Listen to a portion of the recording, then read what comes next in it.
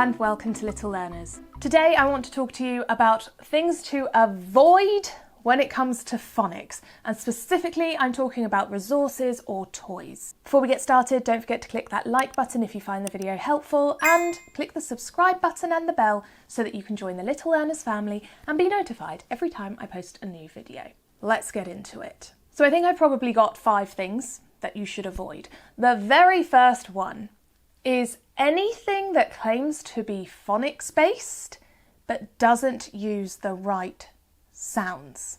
For example, I saw this in Poundland actually, very recently. It clearly says phonics at the top, so it's a phonics resource. It's got all the sounds on there, it's got pictures and lots of words that start with that sound. So imagine my surprise, or probably not surprise, just annoyance at this point, when I saw that for I, we have an ice cube.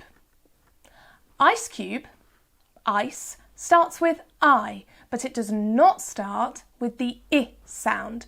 This is a mistake I see on so many phonics resources. The other one is, I wonder if it's on here. No, they haven't got it on this one. The other one I see a lot is for G.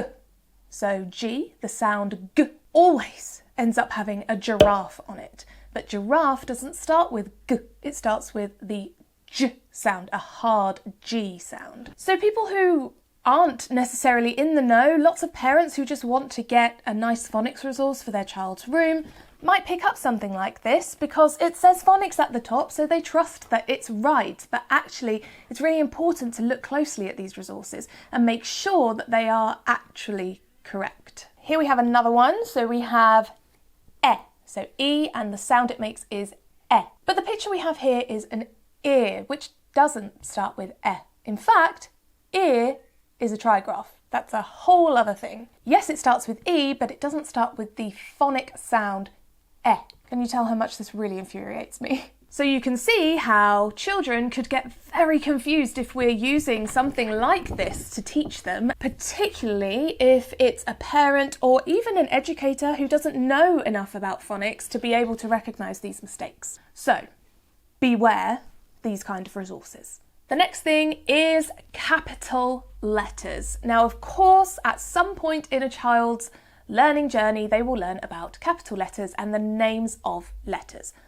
But when children are first starting to read, capital letters are not what we want to focus on. We want to focus on lowercase letters because the books they will read are likely not to be in capitals.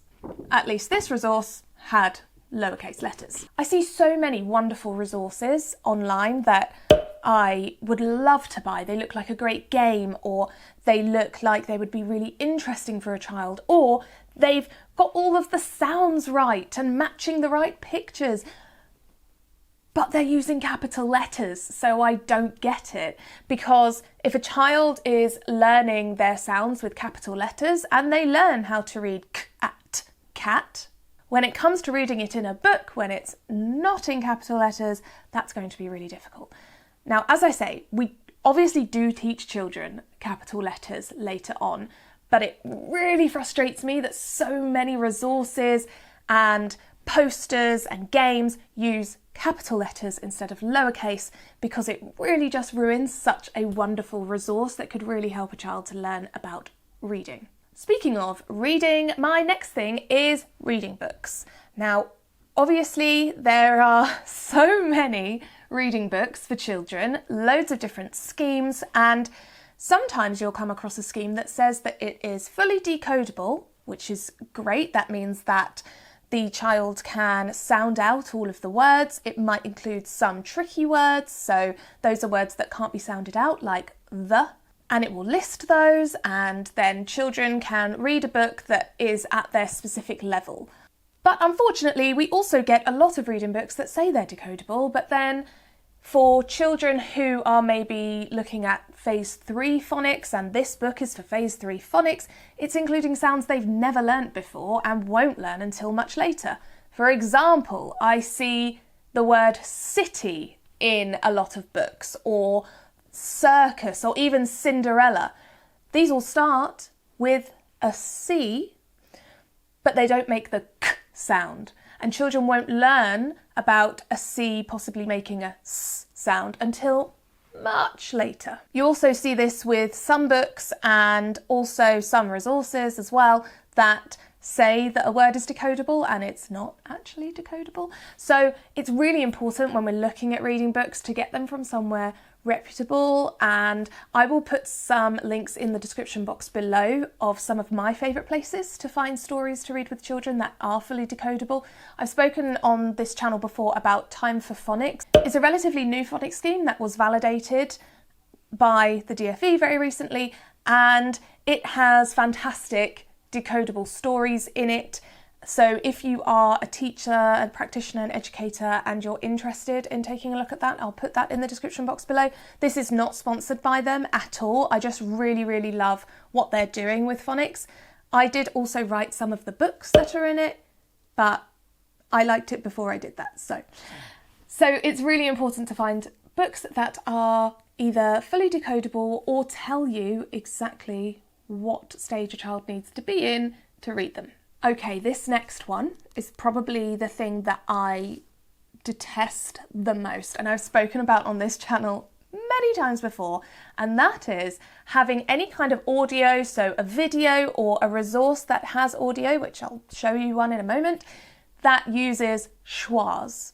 Now a schwa is when we put the utterance at the end of a sound. So instead of saying for M, you would say m, which is incorrect because that doesn't help us to read. And if you're interested in learning more about why that's a problem, I will link a video either up here or in the description box down below. So when you look on YouTube, for example, for phonics videos for your children, I have seen so many that use schwas, and it is so frustrating. I promise there are no schwas on the Little Learners channel. It can be difficult to spot if you haven't watched the video through first, or you're not watching with your child.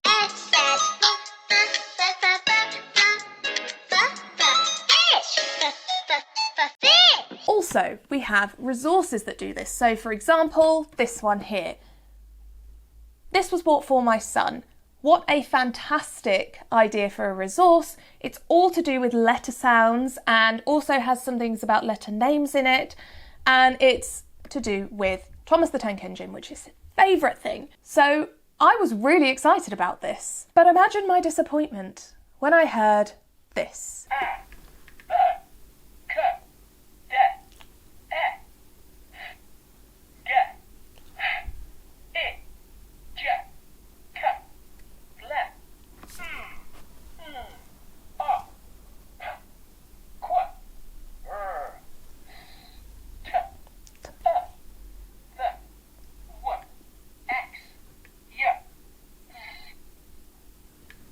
The. Press a button. Sh. The.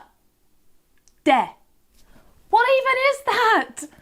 Oh, it's so frustrating because this had the potential to be such a good resource, and it's just ruined because whoever developed this did not have the right knowledge about phonics or didn't do the right research into phonics and just, I don't know, guessed. I have never ever heard de. I have never heard de for D ever anywhere else. That was a completely new one to me. Obviously you heard things like t in there, which is a really common one, but then they got some right, like and so if you weren't paying close attention, you might think that it's absolutely fine. So please beware of these kind of things that we happily will buy for our children because they will help them to learn the sounds and they can play with it independently, but actually it's teaching them the wrong thing.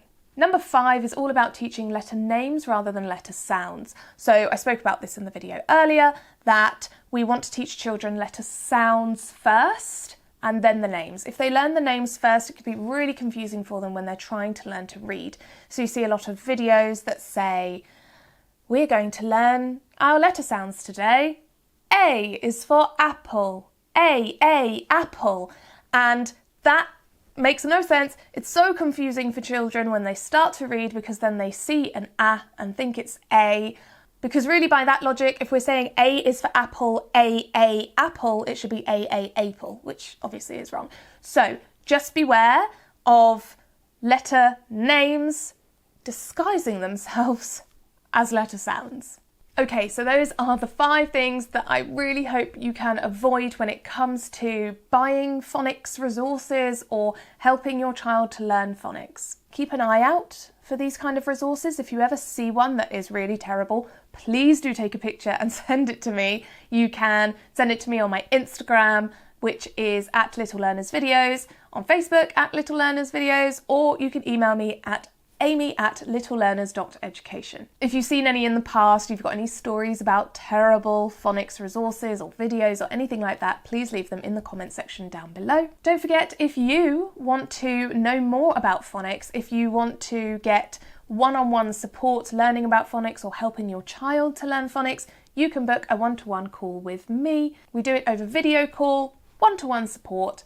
You can find out more information about that at my website, littlelearners.education. You can also find the link in the description box down below. Don't forget to like this video if you found it interesting and click the subscribe button to join the Little Learners family. I think we're nearly at 250,000 subscribers, which is amazing. Thank you so much for watching, and I will see you next time.